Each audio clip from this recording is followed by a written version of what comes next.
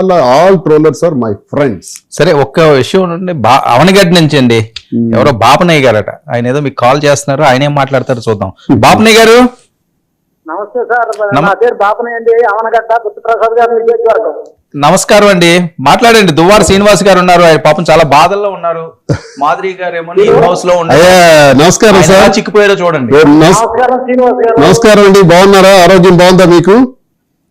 నాకు కొంచెం 60 సంవత్సరాలు అయ్యా, ఆరోగ్యం అయితే ఇబ్బందే కానీ 60 సమస్య కాదు సార్, నాకు 60 కదా, డైనమిక్ గా ఉన్నారు.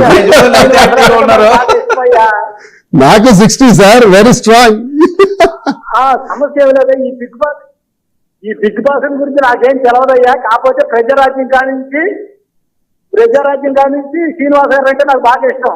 Thank you very much sir.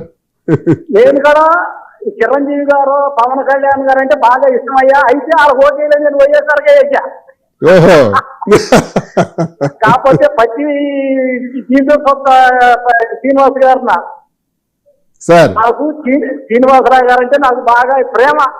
Thank you very much sir, ధన్యవాదాలు మీకు.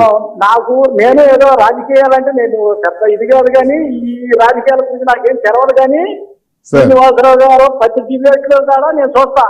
Thank you. శ్రీనివాస్ గారిని కాదండి, బాపనయ్య గారు ఒకసారి వినండి. శ్రీనివాస్ గారిని, మాధురి గారిని విపరీతంగా చాలా మంది కామెంట్లు చేస్తున్నారు, మీరేమంటారు? అది వాళ్ళ వ్యక్తిగతం అయ్యా, మనం ఎవరో వాళ్ళ కామెంట్ చేస్తే అర్హత ఎవరికా లేదు మనకు. వాళ్ళ వ్యక్తిగత విషయాల్లో మనకెందుకంత? అవును, అంతే కదా. అది మట్టికి తప్పు. శ్రీనివాసరావు గారు అంటే నాకు ఇష్టం. ఆ కామెంట్ చేసే వాళ్ళు వాళ్ళే కొన్నాలో తెలుసుకుంటారు, నమ్మే తప్పు వాళ్ళు ఏదో ఇది ఉంటారని. Thank you very much Babu.